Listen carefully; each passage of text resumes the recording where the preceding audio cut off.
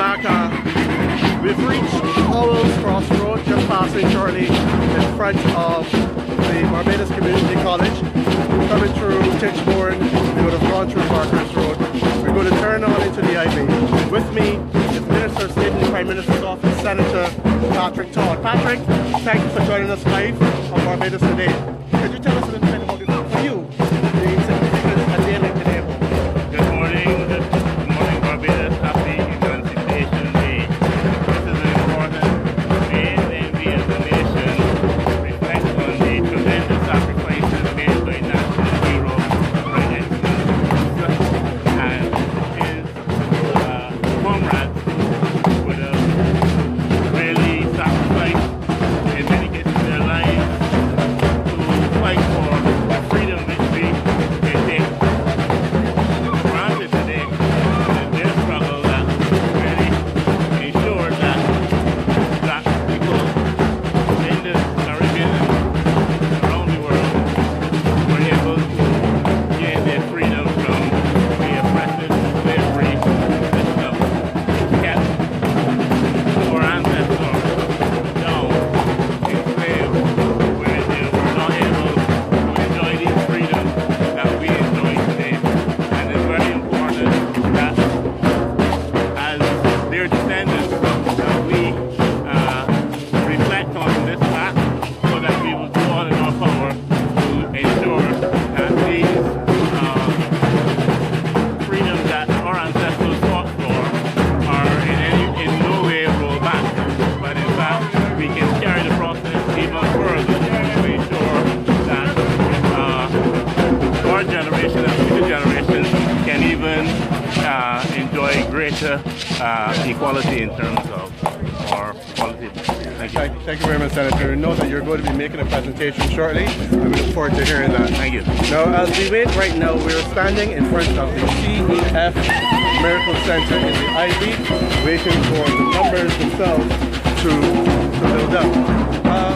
We were starting early this morning, libations being offered by various members of the Apostolic Community, the Ethiopian Orthodox Church, and the like. This march it's usually done every year, rain, fall, sunshine, as they say, looking to pay homage, as I mentioned earlier, to our ancestors. We have a relatively good turnout. There are roughly about 100 people on this march. We've seen over time that the numbers have not been what most people would expect, but they're still coming through. Early in the morning, we had some rain. That did not dampen the spirits of Barbadians to come in and pay their support. Let's go take a look now at what's going on in the crowd.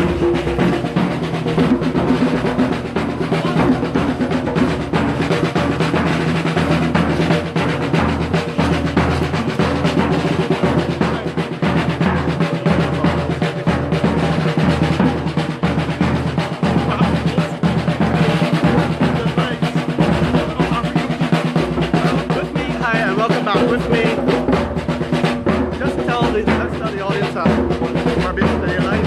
Your name? T. Submarine, also known as John Howell. John. Yeah. Thank you for joining us live. Of course. Could you tell us, by your estimation, the significance of the day we saw when you were initiating the libation and the praise to the ancestors? Tell us that event itself. That today is perhaps the most significant day in the lives of African people. This is the day that we celebrate our liberation, our freedom from slavery. And so I don't believe there's no other day on the calendar that is as significant as this. So we met when it was a statue. We did the honors in an African tradition by pouring libation to the ancestors. And now we are marching along the Ivory Road to continue our celebration of February.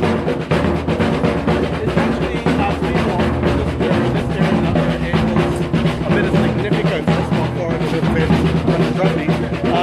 Areas like this hold significance because this is where, as my history lesson serves me correctly, would have some of the bringing minds in the emancipation movement, the Pan-Africanist movement coming from.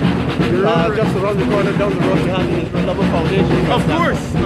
So tell us about that significance. I think one of the most significant parts of this community is St. Giles School. St. Giles School was seen as the college on the hill, the university on the hill. And from that, you know, it produced many scholars. Many scholars. Let's Hall, for example. So Let's Hall, for example. Let's Hall, for example. And so many others. So I believe the school is very significant. But there are others who came from here as well. And, you know, and I don't want to single out this community particularly because other communities in Bajan equally produce a lot of scholars, a lot of people who have taken this forward. But I'm glad to be here this morning. I'm glad to be here with you and be celebrating, and it's wonderful. It's a wonderful feeling to be here. Now tell me, over the years we've seen the numbers sadly dwindle in terms of persons taking part in the march. At one point in time, we had it been split up, a march in the morning, a march in the evening. What can we do to bring back that cohesiveness that was once there? Well, today you see that the cohesiveness is here. You know, we cannot dictate to others what to do on emancipation. We can only go on and plan ourselves, right? And we are hoping that we could meet in all the significant figures so that we can have a cohesive Emancipation Day, right? So that we can work it all together. What would be your wish on this day for all Barbadians? My wish for all Barbadians, as remember I poured libation today, I say, who will honor us after we are gone? And I hope that all Barbadians live their life in such a way that they may be honored as well. Even if it's only their family, when they go on to the ancestral realm, that will say, you know, my grandmother was a good person, my grandfather was this person. And I hope that that's, you know, that is the focus, because we're talking about what we're doing here today. It's not necessarily for today's generation only, but for generations to come, right? So I'm hoping that Barbadians know we have a lot of challenges today in this country, and we pray that we can come together, all Barbadians as a unit, because we can solve these problems collectively. Collectively we can solve the problems. So if you want to solve the problems that exist in the country today, it is imperative that we come together, work together. Could you imagine every community in Barbados coming together and saying that we're going to solve the problem of crime, we're going to solve the problem of whatever, right?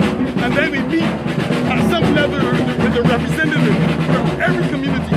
This way, we ourselves will be producing the solution to the problems that exist. Okay, thank you very much, sir. We'll be catching up when we reach Blemon Plaster, yeah, of course, where we have that rally plan. Yes. And can the please go down to 6 this evening? Yeah, 6 o'clock. 6 this evening, Blemon Plaster. As we continue the march, we have been greeted by a few onlookers on the side of the road, waving, dancing to the rhythm of the drum. The sun is extremely hot, I must say, but persons have come out to play their part in this march. As I mentioned, we are right now in Owls and Ivy. We're passing the Judith Funeral Home. We're going to continue on down past the St. Giles Secondary School, heading on down. The march itself will culminate at Blemon Plaster. We're going to take another short break, and we're going to come back to you with more interviews. Until then, I'm Brian, just live on the road here, Barbados Today. See you shortly.